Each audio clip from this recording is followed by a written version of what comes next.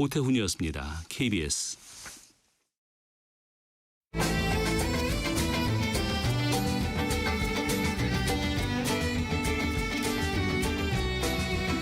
오늘을 함께하며 여러분의 내일을 응원합니다.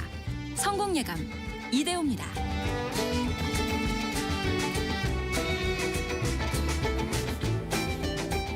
성공예감 이대호입니다. 2부가 시작됐습니다. 벌써 10시 5분이 됐네요. 자, 오늘 경제상식 퀴즈 어렵지 않았죠? 정답은 그린벨트입니다. 그린벨트. 정부가 올해 안에 또 한 번의 공급 대책을 내놓는다고 하는데요. 지난 9월 7일에 내놓은 대책은 너무 허울 뿐이다. 현실성이 없다. 이런 비판을 많이 받았고 이번에는 정부가 진짜 닥닥 긁어 모아서 서울과 그 주변에 집을 지을 수 있는 땅을 많이 찾아보겠다라고 이야기를 하고 있는데 그래서 그린벨트 일부를 또 해제하는 방안, 이 개발 제한 지역을 해제하는 방안도 검토하고 있다고 하죠. 정답을 많이들 맞춰주셨습니다. 0345님 녹색지대가 부릅니다. 개발을 할 거야. 이거 잘 살렸어야 되는데. 녹색지대라는 뜻이죠. 그린벨트.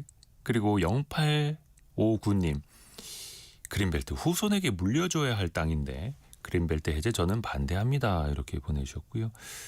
반대로 또 6589님은 그린벨트 다 풀어야 합니다. 이렇게 이야기를 해주셨고요. 3401님 한 번 해제하면 되돌리기가 아주 어렵습니다.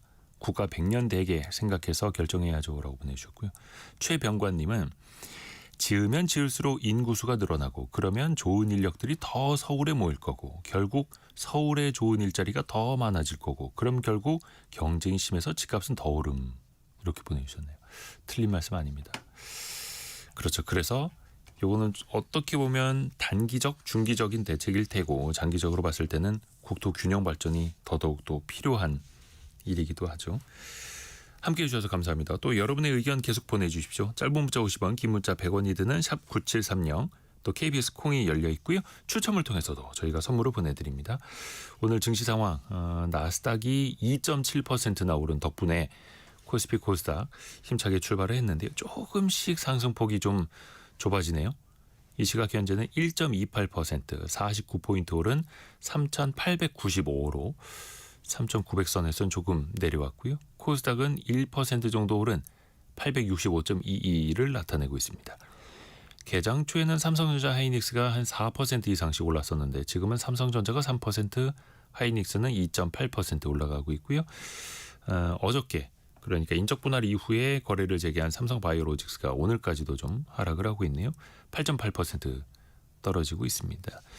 조선주가 어제에 이어서 오늘도 좀 조정을 이어가고 있고 나머지 시총 상위 종목들은 1%대 강세들이 이어지고 있습니다.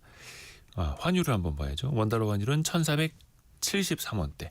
그래도 1400 아까 76원대보다는 좀 내려온 흐름인데요. 1473원대를 나타내고 있습니다.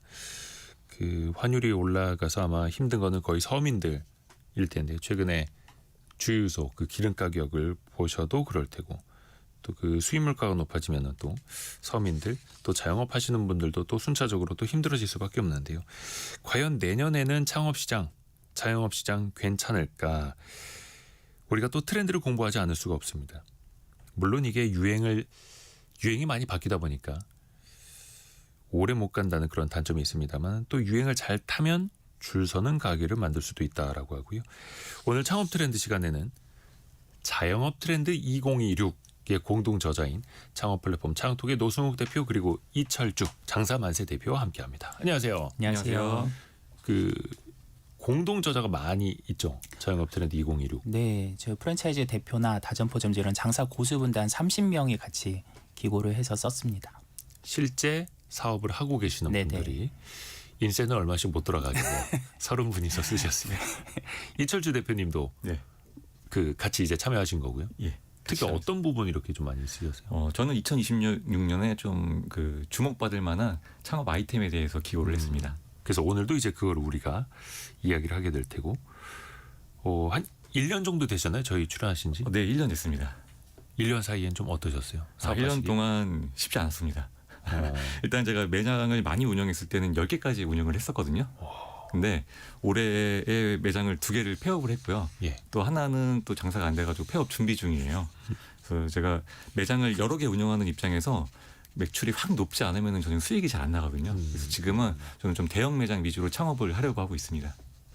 창업을 또 준비하시는 거예요? 아니면 그냥 10개에서 3개 빼고 7개만 운영하시려고? 창업을 하고 있긴 한데요. 지금도 예전에는 좀 1, 2억 원 선에서 적당한 매장으로 창업을 했다면 지금은 3, 4억 원 이상의 좀 대형 매장 위주로 창업을 하려고 해요. 그것도 좀 양극화가 나타나서 그런 거예요? 맞습니다. 왜 자영업 시장 전체가 올해 특히 어려웠다라는 이야기 많이 하잖아요. 네네. 이거를 체감하고 계시는 거예요? 제가 자영업자분들 100명에게 물어보면 100명 다 어렵다 그러고요.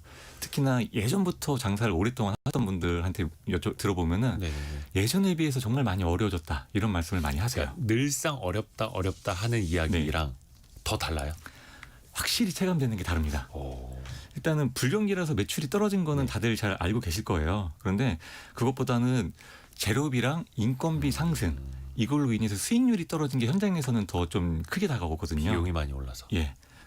게다가 요즘에 사람 구하기도 너무 힘들고 트렌드의 변화는 너무 빠르고 그래서 좀 장사하는 데 어려움이 많이 있는 시기인 것 같습니다.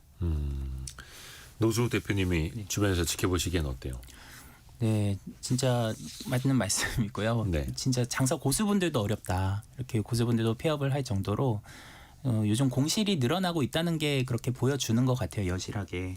네, 그나마 이제 지금 버티는 데들은 불경기에 이제 버틸 수 있는 가성비 있는 식당들, 그런 가게들이 주목을 받고 있는데 최근 유행했던 것들도 보면 샤브샤브 무한 리필이나 초저가 한우, 또 뭐 1,900원 생맥주 이렇게 진짜 가격을 파괴했다. 이 가격에 팔아도 되나 싶은 그런 것들이 잘 됐는데, 근데 또 한편에서는 이게 약간 생태계 교란종이다 이런 얘기도 나와요. 너무 업계에 이렇게 하면 이제 다 같이 죽는 거 아니냐.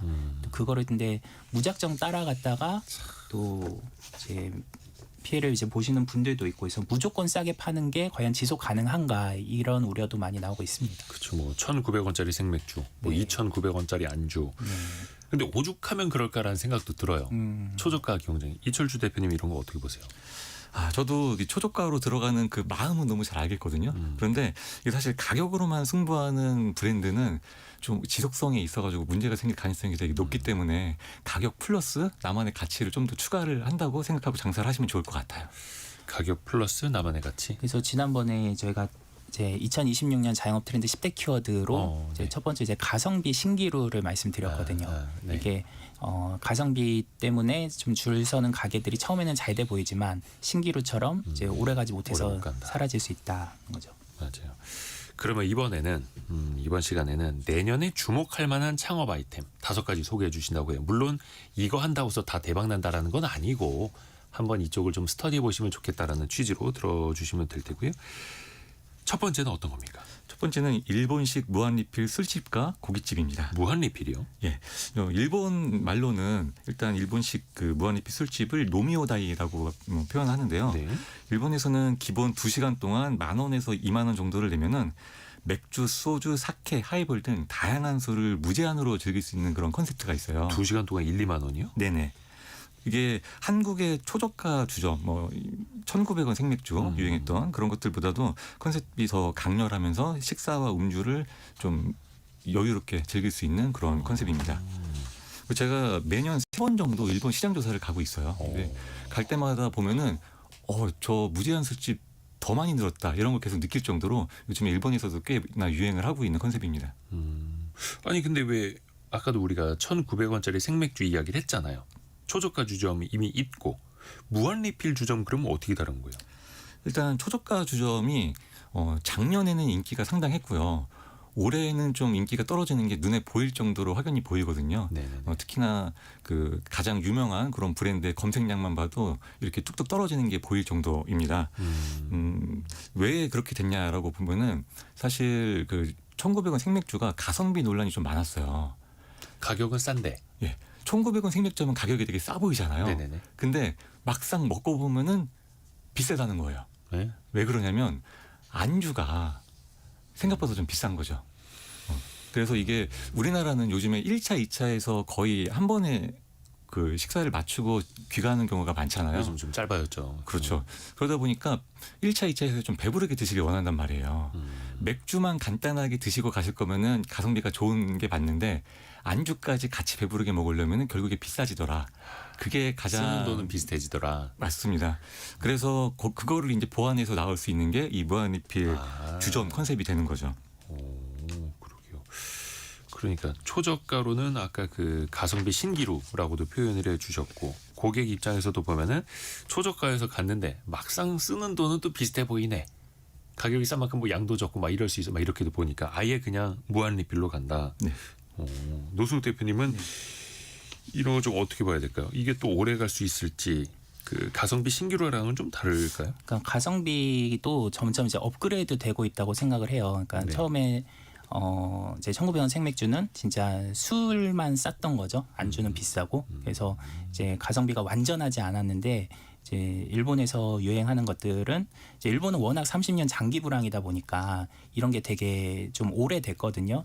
이미 한 2000년대에 뭐 맥도날드가 햄버거를 1,000원 이하짜리를 파는 것도 나오고 네. 뭐 3,000원대 규동이 나오고 그래서 이게 그냥 단기간에 이벤트로 이렇게 되는 게 아니라 이제 그 가격으로도 유지가 될 수 있는 이제 완전한 가성비를 이제 만드는 구조화가 된 거죠.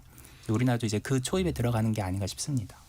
반짝하고 네네. 박리담회로 파는 그런 초저가가 아니라 꾸준히 갈 수 있는 무한리필 네네. 가게로요. 그 많은 사람들이 그래도 뭔가 술 가격이라든지 아니면 안주 가격, 메뉴 가격 조금이라도 좀 전략하고 싶어 하잖아요. 그래서 술도 사갖고 가시는 분들 많아요. 가게에. 그리고 왜 테이블 차지 같은 거 받지 않습니까? 가격 입장에선 그 가게 운영하시는 분들 입장에서 이런 건 어떨까요? 사실 요즘에는 뭐 콜키지 풀이라고 하죠. 그냥 술을 가져오신 것들을 무료로 제공해 드리는 것도 자영업자 입장에서는 되게 감지덕지라고 생각을 하시는 분들이 많은 것 같아요. 워낙 재료비가 또 많이 올라간 상태이고 매출은 많이 떨어지고 이런 좀 이중고에 시달리다 보니까 어쨌든 고객이 들어오시면 고맙다. 이게 기본적으로 저는 요즘 자영업자분들에게 깔려 있다고 생각합니다. 기존에는 우리 가게에서 술을 사 드셔야죠라고 했다면 이제는 술 사오시는 것도 감사합니다 이런 거예요. 맞습니다. 그러면은 그 왜 콜키지라고 예. 하는 그 돈을 요즘에 고객들 받으시던데요? 제가 이제 장사하는 입장에서 보면은 예전에는 대부분 다 받았고 예. 아니면은 그 비싸게 받았다 그러면은 요즘에는 안 받거나 아니면은 그 콜키지 금액을 좀 줄여서 좀 적게 받는 추세가 지금 이어지고 있습니다. 이 용어가 참 어려워요. 네. 왜 그 콜키지라고 부르는지 모르겠는데. 네, 콜키지 프리 식당이 요새 많아지고 있고요. 근데 이게 콜키지 프리를 찾는 분들이 있어요. 그래서 찾아오는 고객들이 생길 수 있어서 콜키지 프리도 하나의 전략으로 써보시면 좋을 것 같습니다. 곽정대님이 예전에 우리나라에도 술 무제한 있었는데 없어졌어요 이런 거 올려주셨고 김경금님 현대인은 좀 덜 먹어야 되는데 뭘 술까지 무한리필로 먹으려는 걸까? 이게 그 술이 무한리필이 아니면 안주까지 무한리필은 아닌 거예요? 술만 무한리필인 게 이제 노미오다이라는 일본식 컨셉입니다. 술만. 예. 그러니까 술은 많이 드시고 거기에 맞춰서 안주도 많이 사 드셔라. 그렇습니다. 이런 개념으로. 왜 그 무한리필 하면은 왜 뷔페 당연히 생각하고 있고 고깃집 많지 않습니까? 그쪽은 계속 인기입니까? 그래서 제가 일본에서 또 유행하고 있는 게 좀 용어가 어려운데 야끼니쿠 타베오다이라는 말로 네네네. 일본식 무한리필 고깃집입니다. 그게 우리나라에서도 지금 슬슬 유행할 기미가 좀 보이고 있어요. 또 우리나라의 지금 무한리필 고깃집은 유행이 살짝 지나가는 느낌이거든요. 근데 그 고객들이 우리나라의 지금 무한리필 고깃집에서 느끼는 가장 불만 중에 하나가 좀 고기의 퀄리티가 좀 떨어진다라는 의견이 사실 많거든요. 싼 게 비지떡이라고 하죠. 그런데 이게 그 일본식 무한리필 고깃집은 얼핏 보면은 우리나라의 무한리필 고깃집하고 비슷해 보이지만 좀 확실히 다른 부분이 좀 하나가 있는 게 있어요. 네. 바로 코스별로 이 퀄리티가 좀 나뉜다는 건데요. 예를 들면 금액대가 또 달라요? 맞습니다. 예를 들어 A 코스는 기본 고기, B 코스는 중급 고기, C 코스는 프리미엄 고기 이런 식으로 아예 급을 나눠가지고 고객분들이 가격대에 맞게 취향에 맞게 선택을 할 수가 있습니다. 선택권을 주는 거예요. 네. 그리고 여기에서 주류는 또 별도로 2만 원 정도를 추가를 하면 무제한으로 이용을 또 할 수가 있어요. 그래서 총 객단가로 보면은 1인당 4만 원에서 7만 원 정도 수준으로 나오게 하는 그런 고깃집이고요. 우리나라의 이제 무한리필 고깃집보다는 훨씬 객단가도 높고 좀 프리미엄급이다라고 보시면 될 것 같습니다. 야, 그 안에서도 그냥 얼마면은 몇 시간 이내 다 프리 이게 아니라 네. 등급을 다 나누는 거네요. 예, 맞습니다. 진짜 좀 싼 고기 필요하신 분들도 있을 테고 나는 프리미엄이 좋아. 근데 프리미엄도 무제한으로 먹었으면 좋겠어. 이런 사람들의 니즈도 분명히 있으니까. 네. 오, 그래요. 김경금님이 아까 그 간판에 근데 무한 리필이 타이틀로 걸려 있으면 잘 안 가게 되신다고. 그런 인식이 좀 있을 것 같아요. 네. 저긴 좀 질이 안 좋은 거 아니야? 이런 거. 그게 그래서 차등을 두자라는 거예요. 맞습니다. 이제 우리나라에서 가지고 있는 그런 편견이랄까요? 사실 그 편견은 우리 이제 무한리필 고깃집 그런 브랜드들이 만들었다고 생각을 해요. 저도 무한리필 고깃집을 이용을 해보면은 되게 맛있다. 이렇게 느끼는 적은 사실 별로 없거든요. 가격 대비 그냥 나쁘지 않았다 정도이기 때문에 맛있는 고기를 드시고 싶은 분에게는 딱히 적합하진 않았다고 생각해요. 근데 대신에 이렇게 아예 코스별로 급을 나눠서 선택을 할 수 있다고 하면은 나는 좋은 고기 먹고 싶으면 비싼 돈을 지불하고 먹겠다라고 생각하는 그런 수요를 충족시켜 주는 거죠.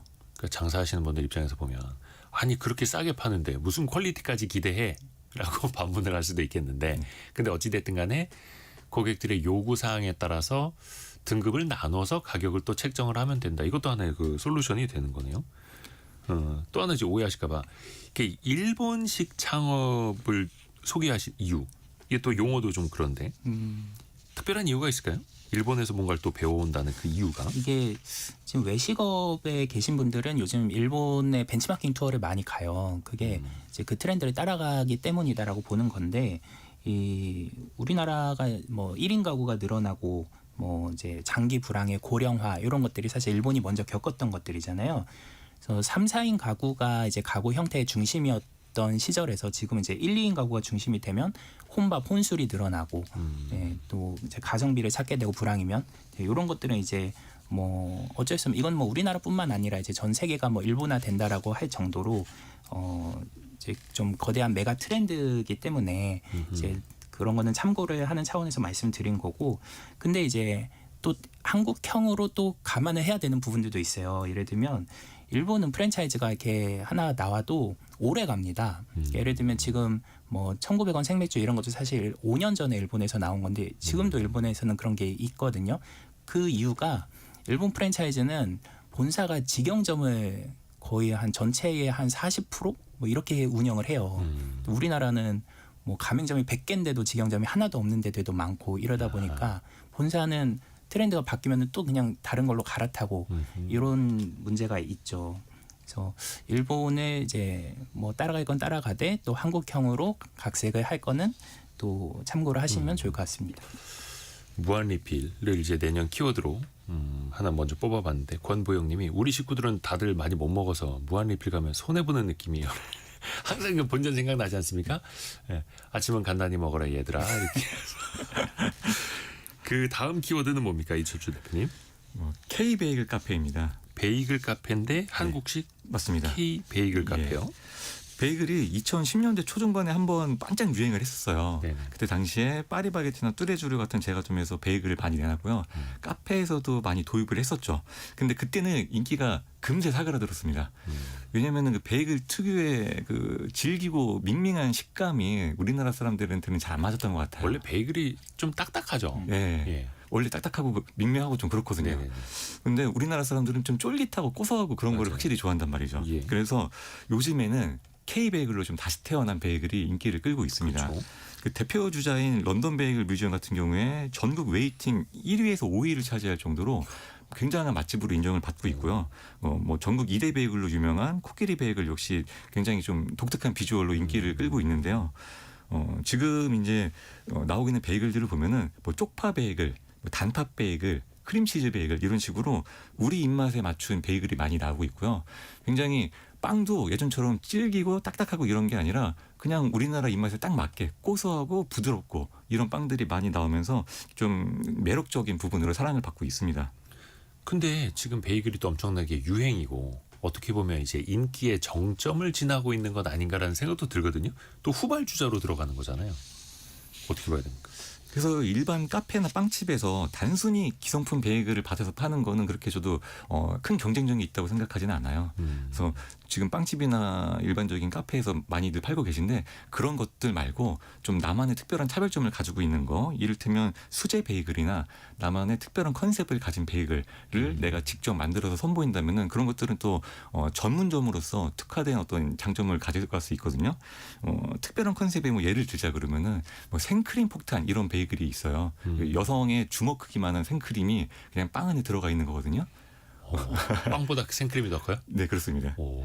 그리고 어떤 거는 그 베이글 빵이 무지개 색인 브랜드가 있어요. 그런 식으로 내가 직접 수제 베이글을 만들면서 베이글 전문점으로서 키워드를 가져간다 그러면은 그거는 아직 경쟁력이 있다고 판단이 됩니다. 특별한 컨셉, 그러니까 남들과 좀 다른 빵을 만들 수 있다면. 예. 근데 요거는 이제 각각 창업하시는 분들이 조금 더 아이디어가 필요하겠네요. 맞습니다. 조금 더 이제 한 발짝 더 나가야 되는 네. 거고요. K 베이글 카페 이야기 들어봤어요. 그리고 세 번째는 뭐가 나옵니까? 두피 관리샵입니다. 두피 관리샵이요? 예. 제가 이 아이템에 관심을 가지게 된 계기가 있는데요. 네. 저희 아내가 두피 관리샵에 주기적으로 좀 가고 있어요. 어느 날 제가 아내가 이제 두피 관리샵에 갔다 오고 영수증을 보고 네. 깜짝 놀랐어요. 왜요? 8만 원이 어, 찍혀 있는 거예요. 비싸네요. 네, 제가 아내한테 따져 물었죠. 어. 아니 어떻게 머리 한 번 감는데 8만 원이 나오냐? 어. 말이 안 된다 그랬더니 아내가 이제 설명을 해주는 게 예. 머리만 감겨주는 게 아니고 거기에서 두피 관리도 해주고 마사지도 해주고 이런 식으로 좀 프리미엄 마사지샵 개념이라고 얘기를 하더라고요. 그리고 제가 이 아이템에 대해서 조금 호의적인 느낌을 가졌던 게 저희 아내가 좀 두통이 잦았어요. 근데 이 두피 관리집에 가면서 두통도 좀 많이 완화가 되고 잠도 잘 온다 이런 얘기를 하면서 제가 좀 편견이 깨지기 시작했습니다. 남성들한테는 그 뭐 탈모 관리? 이런 탈모 것들 관리도 많이 하고요. 예. 또 탈모 인구가 많지 않습니까? 그 예. 시장도 좀 클까요, 그러면? 지금 국내 탈모 인구가 약 1,000만 명에 달한다고 하고요. 이 중에 그 20, 30대의 비중이 40%나 됩니다. 이런 그 탈모 젊은 인구가 인구도? 예. 젊은 인구의 탈모가 계속 늘어나고 있거든요. 근데 이 원인이 뭐 안 좋은 식습관이라든가 미세먼지, 잦은 염색, 염색. 패스트푸드 배달 음식 막 이런 것들이 주된 원인인데요. 이런 수치들이 앞으로 줄어들까를 생각을 해봤을 때 앞으로 줄어드는 것보다는 조금 더 악화될 가능성이 더 높다고 생각이 돼요. 그래서 이 두피관리샵이라는 게 좀 점점 더 성장할 수 있는 산업이 아닐까라고 저는 예상을 하고 있습니다. 그러니까 어떻게 보면 이제 피부 미용 시장이 커지는 것처럼 네. 두피도 피부니까 예. 머리의 피부니까 네. 그쪽도 그렇죠. 또 헤어 관리뿐만이 아니라 두피도 이제는 관리한다. 근데 여기는 뭔가 좀 고급 제품을 좀 써야 할 것 같고 또 이 인력도 계속 필요할 거 아니에요. 네. 사람이 있는 만큼 또 손님을 관리해 줄 수 있으니까 초기 자본이 좀 들지 않을까요? 어때요? 초기 자본이 좀 들어가는 편이에요. 기계도 좀 비싼 편이고요. 평수도 좀 넓게 쾌적해야 되고 인테리어도 조금 예쁘게 되어 있어야지 고객분들이 와서 아늑함을 느낄 수가 있거든요. 그래서 이 아이템 자체는 뭐 한 최소 2, 3억 이상 정도는 들여서 창업을 해야 된다라고 생각을 하시면 되고요.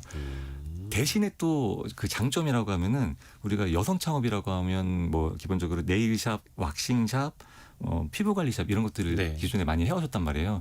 그런 것들보다는 창업 비용이 비싼데 비싼 대신에 조금 더 쾌적하고 좀 근무 환경은 조금 더 아늑하다고 볼 수 있거든요. 그 업무 강도도 좀 낮고요.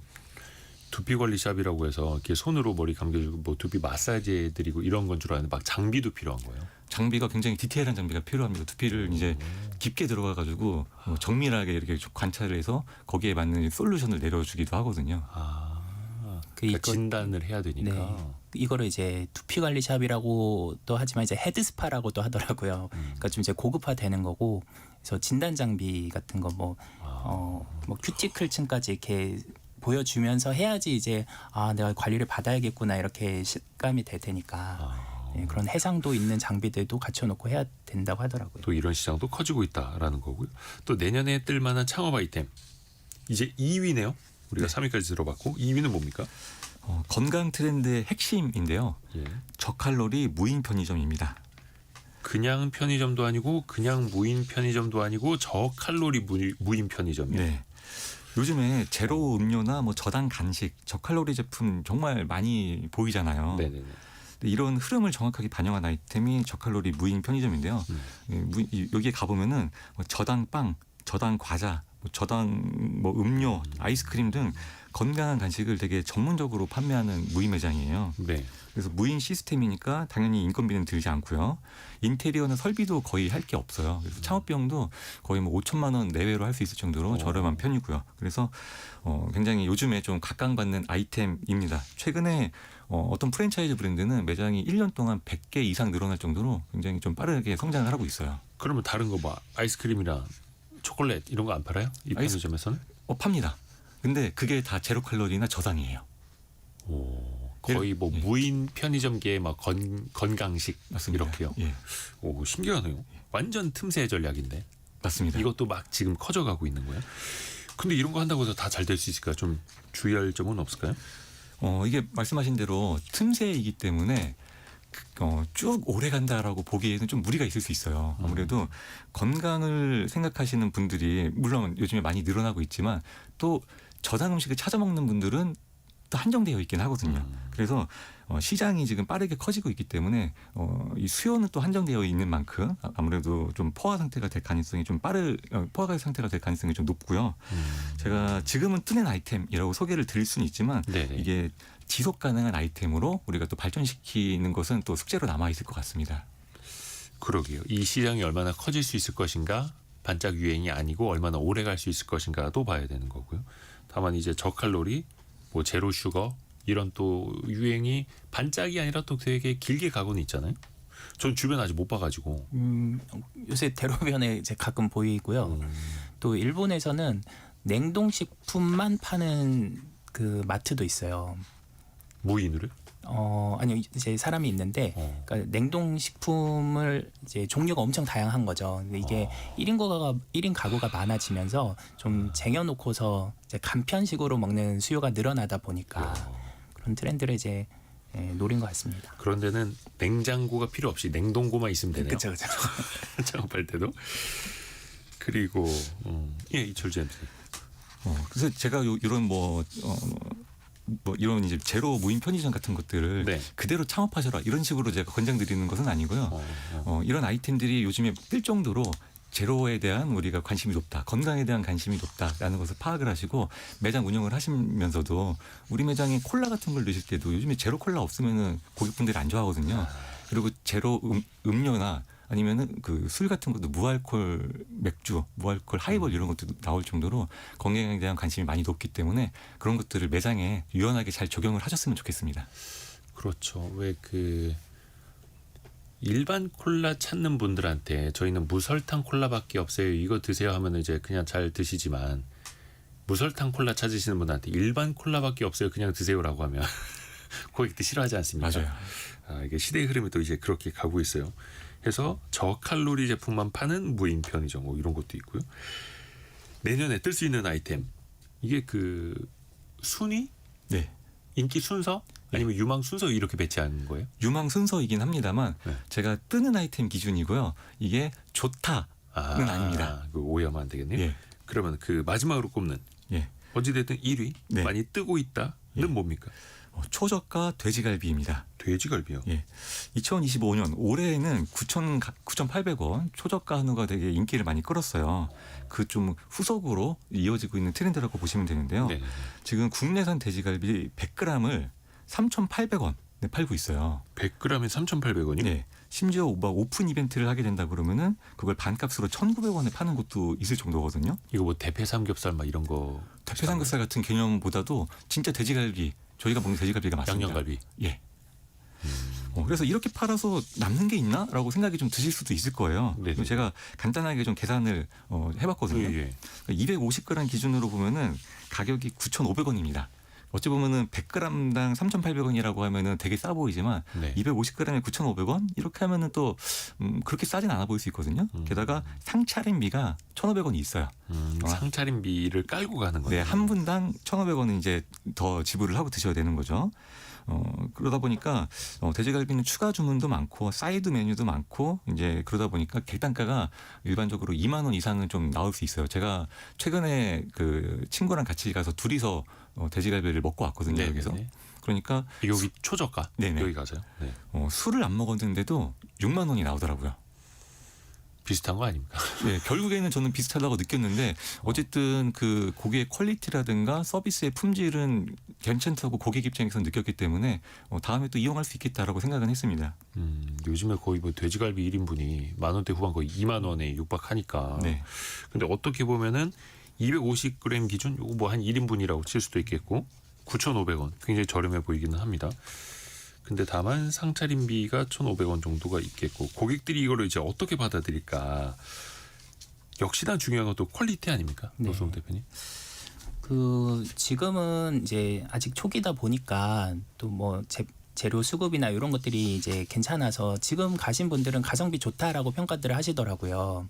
뭐 초저가 한우도 지금도 괜찮다. 왜냐하면 그게 코로나 때 이제 좀 이제 대량으로 생산됐던 한우 재고가 이제 지금 풀리기 시작하면서 네. 나오는 거라 이제 제품 자체에는 문제가 없거든요. 그런데 문제는 앞으로입니다. 이게 수급이 이제 계속 원활하게 이뤄질까? 지금처럼 이렇게 초저가 매장들이 많아지면 그랬을 때는 그래서 지금 저희 아는 그 고기 도매로 이제 파시는 분도 이제 초저가 한우 파는 프랜차이즈에서 이제 연락이 온다고 하더라고요. 이제 수급이 어렵다 보니까 다른 부위로라도 이제 좀 공급을 해줄 수 있겠느냐 할 정도로 이제 좀 이제 위기 신호가 이제 감지가 되는 거죠. 그러면 이 초저가 돼지갈비집 하시는 분 입장에서 보면은 가격이 오를 수도 있고 그러면 초저가 전략을 하기가 어려울 수도 어려울 있죠. 수 있고. 그러면 이제 다른 부위를 쓰게 되겠죠. 저 질이 안 좋은 싼. 예. 그러면은 이제 맛이 떨어지면 또 소비자들이 발길이 또 뜸해질 수도 있고 하니까 이게 너무 이제 시장이 포화되기 시작한다. 그래서 고기의 질이 좋은 거를 수급하기가 어려워진다 하면은 이제 들어가면은 안 되는 시장이 되겠죠. 근데 아직까지는 이제 그런 상황은 아닌데 그러게. 그렇게 갈 것 같다. 그러니까 결국에는 질 좋고 저렴한 고기를 수급해 와야 하는데 사실 그게 어려운 것 아닙니까? 그죠. 네, 아직은 이제 그런 업체가 많지 않다 보니까 수급에 문제가 없겠지만 많아지면 또 올해는 초저가 한우가 유행이었던 거예요? 네, 초저가 한우가 이제 열풍이었고 지금 이제 초저가 돼지갈비로 또 옮겨서 불이 붙고 있는 상황인 아니 거죠. 9,800원짜리 한우가 어떻게 가능한 거죠? 이게 뭐 1인분이에요? 예. 1인분에 9,800원인데 이것도 사실 가능했던 게요. 예. 저희가 이제 그 코로나 때 그 한우 생산량이 되게 좀 많아졌던 시기가 있었어요. 그때 재고가 이제 많이 남아 있는 거죠. 그런 것들이 이제 풀리면서 시장에서 좀 싸게 한우를 가져올 수 있는 그런 시기가 되었습니다. 냉동 한우로. 예. 근데 냉동 한우가 아닙니다. 냉동 한우가 아니라 그 한우의 사유 두수 자체가 그냥 많아진 거예요. 사유 두수가 늘어나서. 네네. 그래요.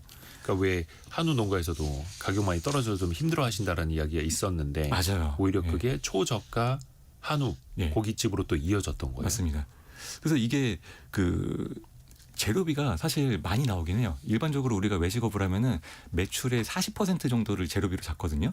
근데 이 초저가 한우 같은 경우에는 매출의 60%가 거의 재료비로 잡혔어요. 그러니까 남들보다 20%나 재료비가 높다는 거는 상당히 좀 원가율 측면에서는 안 좋은 거죠.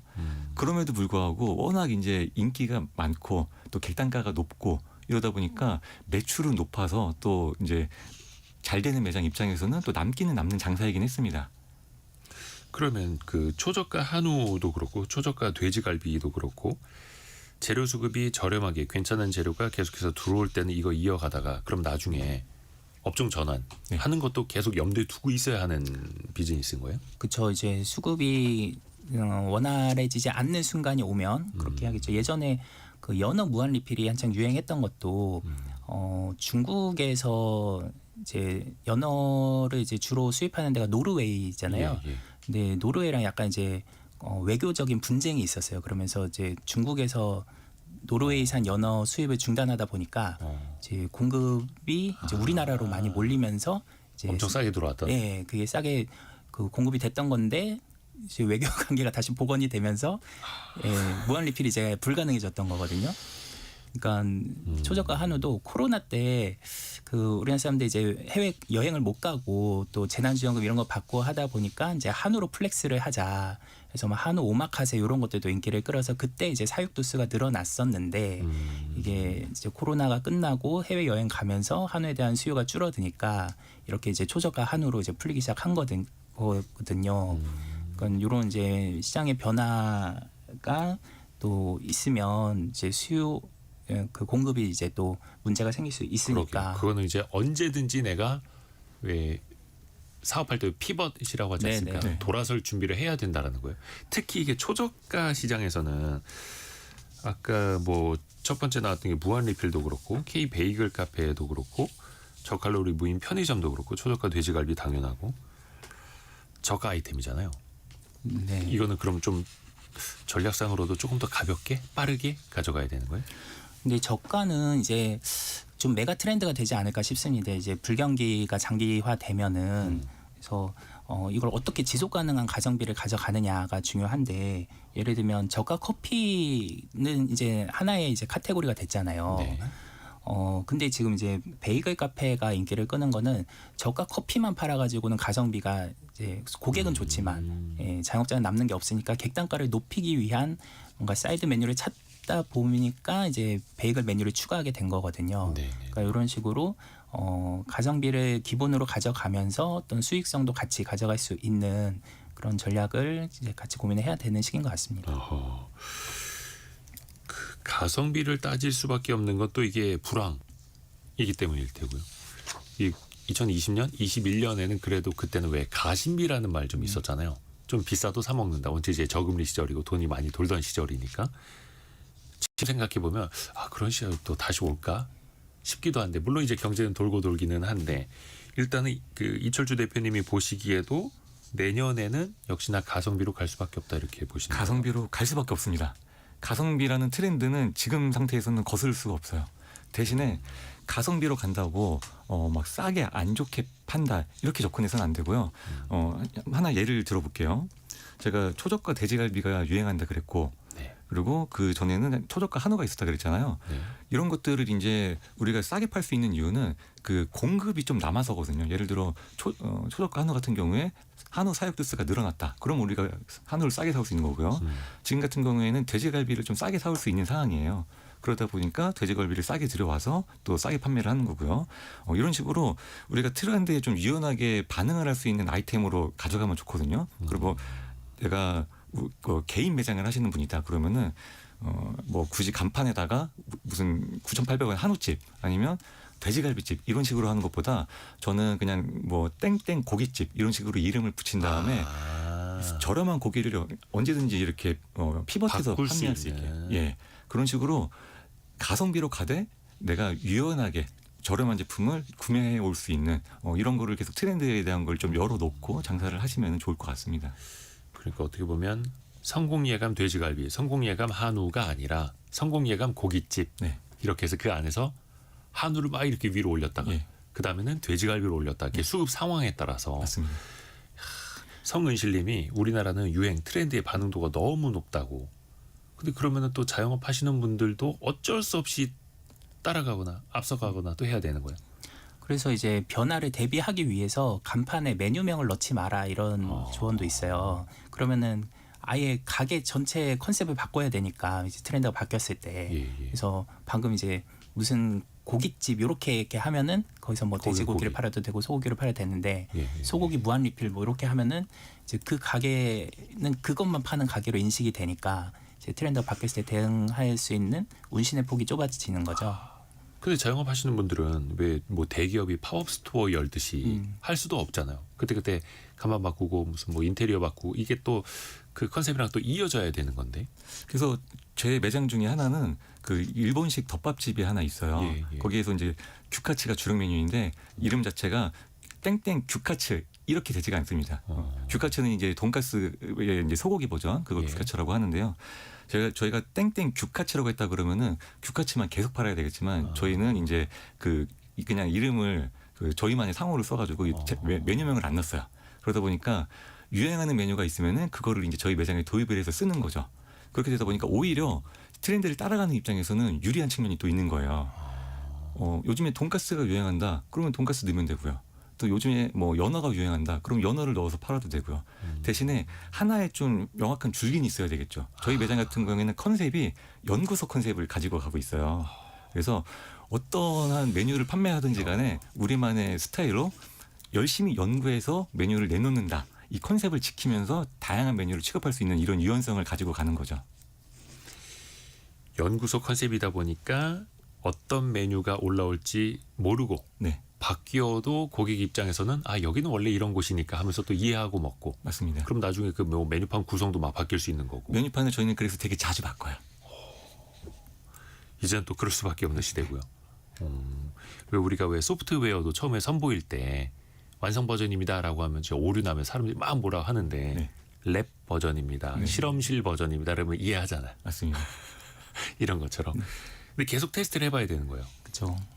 그래서 장수 가게나 장수 브랜드들 보면 메뉴명이 들어간 게 잘 없어요. 예, 뭐 스타벅스나 뭐 이런 것도 무슨 커피 이렇게 하지는 않잖아요. 네, 그러니까 거기서 푸드를 팔아도 되는 거고, 네, 굿즈를 팔아도 되는 거고, 네, 이렇게 확장성이 있는 거죠. 그러게요. 마지막으로 2026년 새로운 어떤 아이템 준비하실 때 좀 그래도 신중한 접근이 필요하잖아요. 네. 당부말씀 한 말씀 해주시죠. 이 빠르게 뜨는 아이템이 네. 빠르게 저물기도 쉽거든요. 그래서 제가 오늘 소개시켜드리는 아이템 5개가 그대로 창업하시는 걸 저는 권장드리진 않아요. 빠르게 뜨기 때문에 빠르게 질 수도 있다라는 것을 염두에 두시고 2026년에 트렌드를 파악하는 용도로 활용을 하셨으면 좋겠고요. 우리 매장에 맞춰서 적용할 수 있는 부분은 적용을 하시면서 장사를 하시면 참 좋을 것 같습니다. 오늘도 많이 배웠습니다. 장사만세 이철주 대표 그리고 창업 플랫폼 창톡의 노수묵 대표 함께했습니다. 고맙습니다. 감사합니다. 라디오 정보센터 다녀옵니다. 튀르키예를 국빈 방문한 이재명 대통령이 에르도안 대통령과 정상회담을 가졌습니다. 양국 정상은 원전과 방산, 바이오 분야에서 협력을 강화하기로 합의했습니다. 한미 관세 협상 타결과 수출 호조 등의 영향으로 소비 심리가 큰 폭으로 개선됐습니다. 한국은행은 이달 소비자 심리 지수가 112.4로 지난달보다 2.6포인트 올랐다고 발표했습니다. 2017년 11월 이후 8년 만에 가장 높은 수준입니다. 원달러 환율 상승세가 이어지면서 정부뿐 아니라 국민연금까지 해외 투자 속도를 조정해 달러 수요를 줄이는 방안을 검토하는 등 환율 대책에 참여하기로 했습니다. 금리 인하 기대감이 다시 커지면서 뉴욕 주식시장이 일제히 상승했습니다. 특히 새로운 AI 모델을 내놓은 구글의 주가가 나스닥 시장을 이끌었습니다. 지금까지 라디오 정보센터 뉴스 정한나였습니다.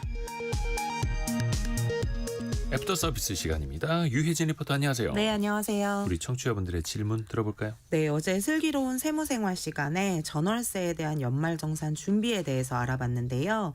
2230님, 전세대출도 상환 중에 소득공제가 되나요? 라는 질문 주셨습니다. 그럼요. 예, 전세 대출 쓰고 계시고 그리고 이거 상환하고 있을 때 소득공제가 되죠.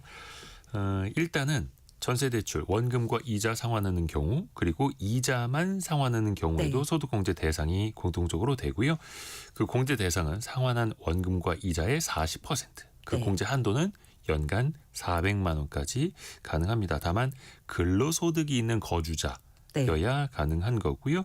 또 무주택 세대여야 하는 거고요.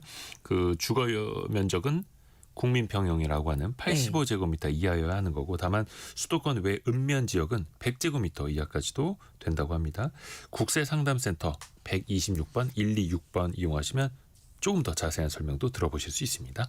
다음 질문은요. 네, 7595님이요. 학생인 아들이 연세로 나가서 살고 있는데 부모인 제가 대신 소득공제를 받을 수도 있나요? 하셨는데요. 세무법인 원세 양경섭 세무사에게 자문을 구해봤습니다. 이 질문은 정확히는 월세액 세액공제에 대한 질문이고요. 네. 연세로 계약을 했더라도 일할 계산을 해서 세액공제는 가능한데 부모님이 아들을 대신해서 세액공제를 받는 것은 불가능합니다. 합니다. 뭐 여러 요건이 있겠지만 일단 임대차 계약 당사자가 아들일 가능성이 높고요.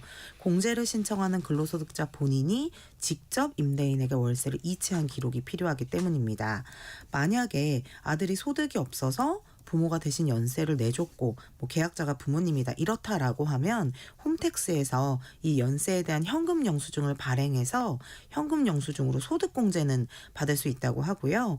아들이 학생이지만 근로소득이 있어서 연말정산을 한다. 그러면 본인이 직접 세액공제를 받는 것도 가능하다고 합니다. 네. 다음 질문은요. 네, 어제 퀴즈 정답이 상생페이백이었는데요. 정순자님, 상생페이백을 오프라인으로 신청할 수도 있나요? 하셨습니다. 상생페이백 이게 참 모바일로 신청하시는 건 한 3분도 안 걸리는데 그 네. 간편 인증서만 있으면 정말 간편하게 하실 수 있는데 그냥 상생페이백 검색해서 들어가기만 하면 네. 되거든요. 오프라인으로 하실 수밖에 없는 분들은 오늘 28일 금요일까지입니다. 이거 며칠 안 남았어요. 평일 영업시간 내에 가까운 그 오프라인을 찾아가시면 되는데요. 전통시장 상인회, 소상공인 지원센터, 그리고 지방 중소벤처기업청을 찾아가시면 되고요. 그 상생페이백 홈페이지가 있거든요. 여기에서 신청 지원처 찾기 기능도 제공이 된다고 합니다. 그리고 찾아가실 때는 본인 인증을 하기 위한 휴대전화, 그리고 페이백 지급받을 신용카드나 체크카드를 지참하셔야 한다고 하니까요.